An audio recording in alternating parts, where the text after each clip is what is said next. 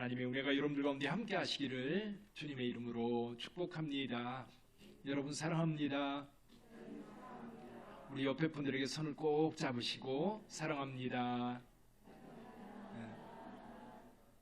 예. 지난 한 주간 평안하셨지요? 요즘에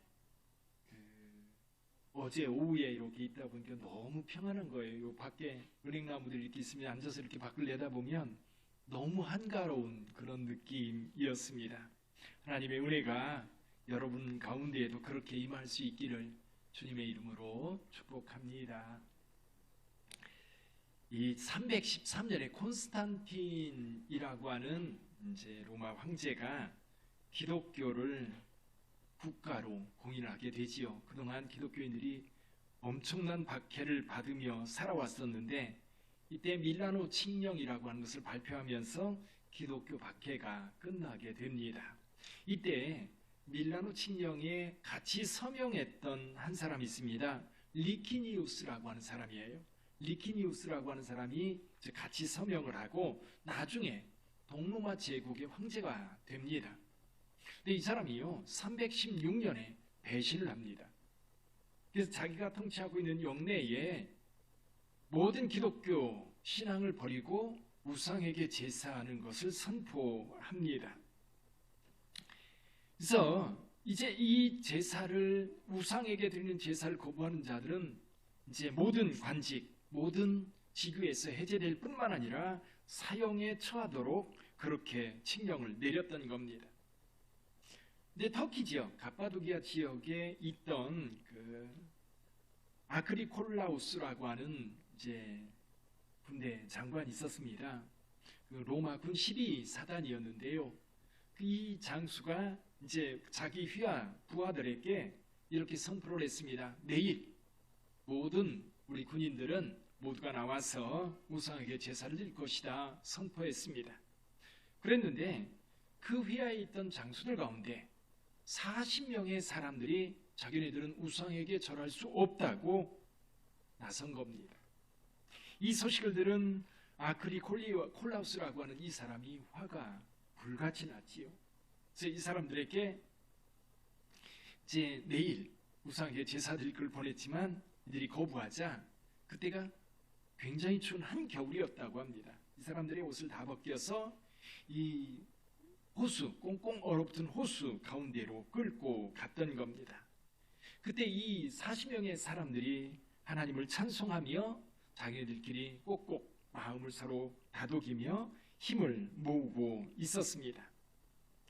해가 지자 너무너무 추위가 몰려왔고 그리고 이 호수 주변 가까이에 그 우상에게 절할 수 있는 그 제단이 있고 그 옆에 이 모닥불을 피워놓고 따뜻하게 데워진 욕조가 놓여 있었던 겁니다.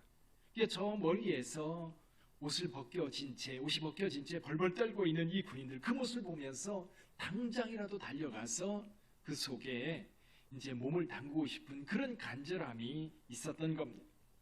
근데 이 상황을 지키고 있던 한 군사가요 순간 깜빡 졸은 거예요. 깜빡 조는데 하늘에서 천군 천사들이 노래를 하는데 이렇게 노래를 하는 겁니다. 그리스도의 좋은 군사 40명, 순교자 40명, 그리고 그들을 위한 면류관 40개. 그러면서 노래를 부르는데 잠깐 후에 노래가 바뀌는 겁니다. 바뀌는데 이렇게 바뀐 거예요. 그리스도의 좋은 군사 39명, 순교자 39명, 그리고 면류관 39개. 그 순간 한 사람이 이 40명 가운데 한 사람이 막 달려오는 소리를 들었습니다. 근데 그 순간 이 병사가요 갑자기 일어나서 자기 옷을 벗어서 이 옷 입든지 하고 내가 그곳에 합류하겠습니다 하고 이 호수 가운데로 달려갔습니다. 근데 추위를 견디다 못하고 배교했던 이 사람은 막 달려와서 우상에게 절을 하는 둥 마는 둥 하고 이 뜨거운 욕조에 들어간 겁니다. 근데 들어가자마자 이 꽁꽁 얼었던 몸이 뜨거운 물에 확 들어가니까 심장마비가 와서 그 자리에서 죽었어요. 그리고 나머지 이제 40명 가운데 동참했던 이 40명은 이 호수 가운데에서 그날 밤 모두가 얼어 죽고 말았습니다. 근데 그 가운데에 지난밤에 병사로 있던 그 사람도 함께 참여했던 거지. 저는 이 이야기, 이게 순교자 40명이라고 하는 이야기, 유명한 이야기입니다. 그리고 이 사건 이후에 콘스탄티누스와 리키니우스가 다시 대결을 해서 결국 콘스탄티누스가 이기면서 로마 제국 전체에 기독교의 자유가 주어지게 되지요. 물론 313년에 있었지만 이 리키니우스의 배신으로 인하여 다시 기독교 박해가 시작되었지만 콘스탄티누스와 재대결을 통해서 모든 제국의 기독교의 자유가 선포될 수 있었던 겁니다. 저와 여러분들이 신앙생활을 하면서 요즘 참 어려운 시기에 신앙생활을 하고 있습니다. 코로나 때문에 처음에는 신천지 때문에 신천지를 향해서 많은 사람들이 비난을 부었습니다. 그런데 세상 사람들은요, 신천지와 그 복음주의 개신교회와 구분하지 못합니다. 다 기독교 교회라고 생각을 하고 모든 비난이 교회를 향했지요.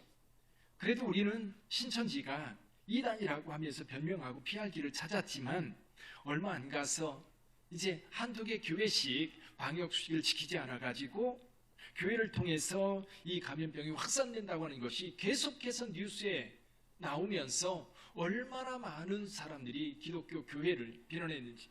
그래서 코로나 그러면 교회 이런 등식이 성립될 정도로 그렇게 교회가 세상에 잘못된 방향으로 확실하게 각이 되어버린 거예요. 그래서 세상 사람들은 교회를 보는 눈이 너무너무 부정적이고 비관적인 시각으로 교회를 보게 된 겁니다. 그러다 보니까 정작 불편한 사람들이 누구예요? 저와 여러분들이지요. 예수 믿는 사람들이 불편한 거예요. 어디를 가서 내가 예수 믿는다고 말할 수가 없는 거예요. 그래서 병원에 가나 이런 데 어떤 기관에 들어가려고 하면 교회 다니느냐고 물어보는 거예요. 또 직장에서도 교회 나간다고 그러면 다음 주부터 나오지 말라고 하는 그런 이야기까지 들릴 정도로 그렇게 어려운 시절을 우리가 지나면서 보내왔습니다.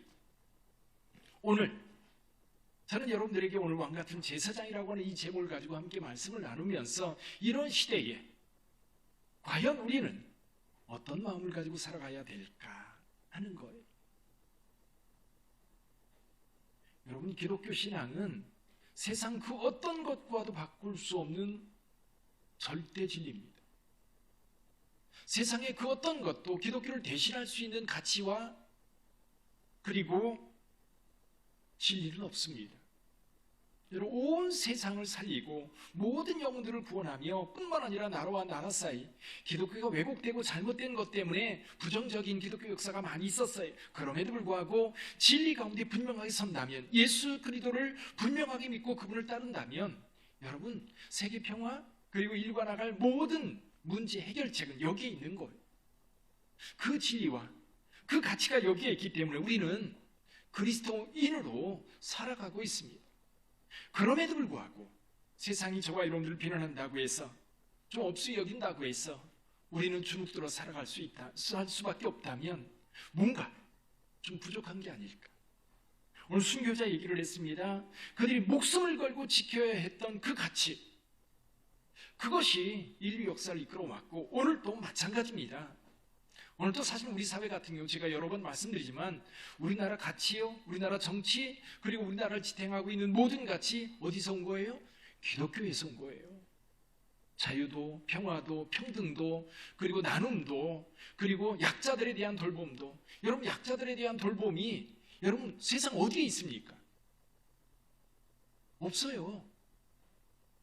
그 어느 곳에 잠깐 가진 자의 어떤 자리가 있을지는 모르지만 정말로 연약한 자들, 소수자들, 힘이 없는 자들을 진정으로 돌볼 수 있는 그런 가치를 이야기하는 곳은 기독교밖에 없습니다. 그런 기독교적 가치가 우리나라를 이만큼 살게 했고 또 지금 여전히 사람들의 가치 속에 기독교적 가치가 지배하고 있는데도 불구하고 기독교는 빼는 거예요.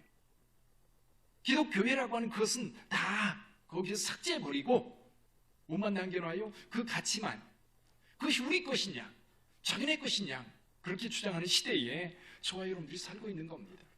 그렇다면 우리는 어떤 태도로 살아가야 돼요? 저는 그런 생각이 들어요. 여러분, 예수 믿는다고 하는 거에 대해서 당당할 수 있기를 바랍니다. 오늘날 회사에서도 그렇고 어느 곳에 가든지 내가 교회 다니고 직장이 기독교인이고 뿐만 아니라 빚된 교회 집사고 권사고 장로고 목사고 하고 하는 부분들이 자신 없어가지고 그냥 슬그머니 감추고 행동하는 경우가 얼마나 많아요. 여러분, 성경에 기독교인을 가리키는 말들이 많이 있습니다. 예수께서는 마태복음 5장 13절에서 너희는 세상의 소금이니 그랬어요. 여러분들 세상이 소금이랍니다. 소금은요 두 가지 역할을 해요. 맛을 내는 것이고 또 하나는 부패를 방지하는 겁니다. 그런데 소금은 여러분 드러나지 않아요. 녹아 들어가요. 그러니까 아무도 소금이 들어있는지 잘 몰라요. 맛 봐야 하는 거예요. 기독교인들이 있는 곳에서는 솜과 같은 역할을 해야 되는 거예요. 세상을 살만 나는 세상을 만들고 더럽고 추한 부패한 세상을 만드는 게 아니라 부패한 세상이 되지 않도록 역할을 해야 된다는 거예요. 마태복음 5장 14절에서 예수님께서 말씀하십니다. 너희는 세상의 빛이라. 불의와 부정과 악함이 가득한 어두움 속에 있는 이 세상 속에 그리스도인들이 들어가서 그것을 밝히는 거예요. 죄악을 물리치고 불의를 물리치고 악함을 물리치고 그곳에 하나님의 공의와 하나님의 정의를 세워 나가야 되는 거죠. 그래서 그리스도인들이 있는 곳에 여러분 살만 나는 공동체가 되어야 돼요. 여러분들 때문에 여러분이 일하는 그곳이 뭔가 모르게 여러분이 교회 다니는지를 잘 모르는데 여러분이 있기 때문에 그곳이 함께 일하기 때문에 기분 좋고 뭔가 감사하고, 그래서 그리스도인들은 여러분 세상 사람들, 여러분 청소년들 어때요? 모이기만 하면 입을 열면 무슨 얘기만 나와요? 욕이잖아요. 욕. 입을 열면 처음부터 끝까지 욕이에요.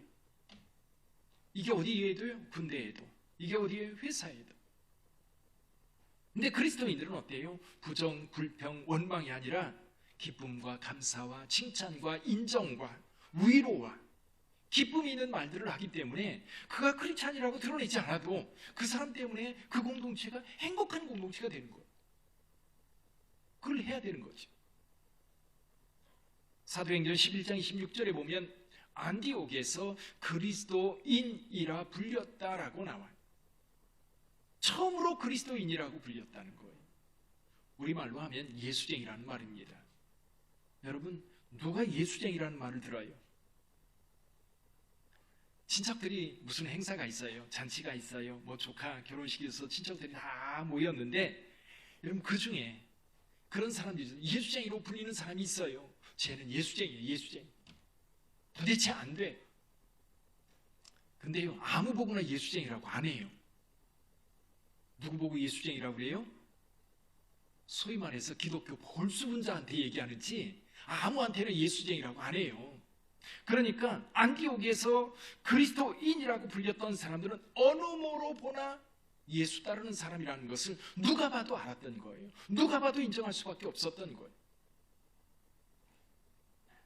고린도후서 2장 15절에 보면 우리는 그리스도의 향기다. 어떤 학생이 버스를 탔는데요 방구가 나오려고 해서 참을 수가 없는 거예요. 그래서 이제 이 소리를 좀 희석시키기 위해서 이 유리창에다가 손을 내고 뿌드득 소리를 내면서 방구를 꼈어요. 옆에 앉아 있는 할머니 왈, 소리는 그렇다 치고 냄새는 어떡할 거야? 그렇죠. 그리스도인이 있는 곳에는 숨길 수 없는 냄새가 있는 거예요. 그리스도의 향기가 있는 거지. 빌립보서 2장 25절에 보면 그는 함께 군사된 자다, 그렇게 말씀하고 있어요. 오늘 본문의 말씀에서 뭐라고 얘기하고 있습니까? 사도 베드로는 그리스도인에 대해서 여러 가지 이야기를 해요. 택하신 족속의 왕 같은 제사장들이요 거룩한 나라요 그의 소유가 된 백성이다. 그 중에 왕 같은 제사장, 이 말을 여러분들에게 드리고 싶은 겁니다. 사도 베드로가요 분명히 지금 예수님 시대에는 제사장이라고 하는 구약의 제사장은 더 이상 의미 없는 존재가 되었어요. 더군다나 AD 70년에 예루살렘 성전이 파괴된 이후 지금까지 제사장은 자신의 위치를 잡지 못하고 여기까지 왔습니다. 사라진 거죠. 사라진 거. 근데 베드로는 기독교인들을 향해서 너희는 제사장이라는 거예요.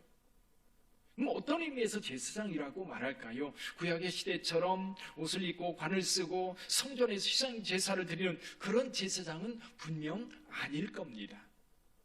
그럼 이것이 말하는 오늘날 크리스천들의 모습은 어떤 걸까? 자, 구약에 제사장이 있습니다. 여러분 출애굽기 28장에 보면 하나님께서 모세에게 제사장을 세우라는 이야기를 해요. 그러면서 아론과 그의 아들들을 구별하여 그들에게 제사장 직분을 행하라고 말씀하십니다. 그렇게 제사장들은요, 하나님께서 지명한 자예요. 아론과 그의 아들들. 이렇게 많은 사람들이 있었지만 하나님께서 콕 집어서 아론과 그의 가족들 그리고 그의 후손들을 통해서 제사장 역할을 하도록 하나님께서 구별했습니다. 많은 사람들 가운데 특별히 구별하여 세운 자가 바로 제사장입니다. 두 번째로 제사장을 세울 때 하나님께서 모세에게 말씀하세요. 성전에서 하나님을 섬기는 자, 나를 섬기기 위해서 나를 섬기도록 제사장을 세우라고 말씀하세요. 누구를 섬기라고요? 하나님을 섬기라고. 그러면서 이 출애굽기 28장 3절을 보면 그 이야기를 하면서 거룩한 옷을 지어서 그에게 입혀 제사장 직분을 행하라고 말합니다. 저는 그런 생각을 해봐요. 여러분 성전에 많은 사람들이 모였습니다. 이런 6월절 축제 때 이 성전에 가득 차 있고 성전 밖에 양문이라든지 그 주변에도 베데스다 연못 근방에도 사람들로 인산이 되었을 거예요. 근데 여러분 제사장은 옷이 달라요. 딱 둘러보면 제사장이 한눈에 보이는 거예요. 찾으러 다닐 필요도 없어요. 확연하게 드러나는 모습으로 거룩한 옷을 입고 있는 제사장. 뿐만 아니라 제사장의 역할은 뭐냐면 하나님과 백성들 사이에서 제사를 담당하여 이스라엘 백성들의 죄를 가지고 하나님 앞에 나가는 자, 즉 중보자였던 겁니다. 그렇다면 오늘 베드로가 주의 백성들, 지금 사실 베드로전서를 쓸 당시에 정말 힘든 것이 뭐냐면 박해였어요. 그리스도인들에 대한 혹독한 박해, 그 박해 가운데 있었던 성도들에게 여러분들은 왕 같은 제사장입니다, 이렇게 선포하고 있는 거예요. 자, 그렇다면 왕 같은 제사장의 의미가 뭘까요? 일단은 하나님 앞에 택함 받았다는 겁니다. 하나님께서 거룩하게 구별된 자라는 의미입니다. 하나님 앞에 존귀한 자라는 거예요. 우리는 기독교인으로 끊임없는 질문을 합니다. 나는 누구인가? 오늘도 여러분들이 세상을 살아갑니다. 우리 교회만 있을 때는 그냥 즐거워요. 우리끼리 있으니까. 누가 박해를 합니까? 누가 시비를 겁니까? 기독교 신앙에 대해서 어쩌다 저쩌다 말을 합니까? 교회에 있으면 정말 행복한데 정말 우리의 삶의 현장은 교회가 아니잖아요. 세상입니다. 믿지 않는 자들과 함께 그 속에서 살아가는데 그 속에서 여러분들은 존귀한 자라는 거예요. 여기 왕 같은 이라는 말을 학자들이 여러 말로 해석을 하려고 해요. 예를 들면 왕의 제사장, 옛날에는 그런 경우가 있었거든요. 왕의 제사장이다. 왕을 섬기는 제사장. 여기서는 그런 의미가 아니라 왕 같은 이 얘기는 존귀한 자라고 하는 의미를 갖고 있어요. 존귀한 자. 우리는 택함 받았기 때문에 존귀한 자요 뿐만 아니라 십자가 사랑으로 구원받은 하나님의 백성이기 때문에 존귀한 자인 겁니다. 저와 여러분들은 하나님 앞에 존귀한 자라고 하는 것을 잊어서는 안 됩니다. 어딜 가든지 세상이 여러분들을 비난하고 무시한다 해도 우리는 하나님 앞에 존귀한 자요, 세상 앞에서도 마찬가지입니다. 뉴욕 퀸즈 한인교회에 한진관 목사님, 김태열 사모님이 개척하여 심우했었습니다. 김태열 사모님이라고 하는 분이 계신데요. 이분이 2살 때 어머니 등에 업혀서 만주로 이민을 갔다고 합니다. 그때 마침 천연두가 이제 유행을 하면서 이 어린이들이 천연두에 걸린 거예요. 그래서 그 집에 살던 아이가 3명이나 있었는데 3명 다 천연두에 걸린 겁니다. 근데 2 아이는 죽고 이 아이만 살아남은 거예요. 근데 이제 이 천연두를 앓는 아이 얼굴에 이제 딱지가 잔뜩 져 있으니까 엄마가 그게 흉한 거예요. 그걸 다 떼준 거예요. 떼는 족족 뭐가 돼요? 나중에 흉터가 되는 거예요. 마마 자국이 된 거지. 어렸을 때 아이들이 놀리면 그게 너무너무 슬프고 서럽고 싫어서 친구들과 놀기를 싫어하고 밖에 나가기를 싫어했다고 해요. 근데 엄마가 하루는 이 아이를 불러다 놓고 이렇게 얘기했습니다. 얘야, 한 집에 새 어린이가 천년두를 앓게 되었는데 전도사님이 너를 위해서 기도해주고 너만 살았단다. 두 아이는 다 죽은 거예요. 하나님께서 너를 살려준 거야. 너의 얼굴에 있는 자국은 하나님께서 너를 살리신 표시란다. 이 자국을 볼 때마다 하나님이 너를 살리신 것을 떠올리고 하나님께 은혜를 갚는 사람이 되어야 한다. 내가 그때부터 확 달라진 거예요. 아, 하나님이 나를 사랑하셔서 나를 살려주셨구나. 이 말을 들은 김태열 사모는 하나님께 살려주심의 확신을 가지고 매사에 적극적으로 행동하기 시작했습니다. 후에 이화여대를 졸업하고 미네소타 주립대학에 장학생으로 들어가서 박사학위를 받게 됩니다.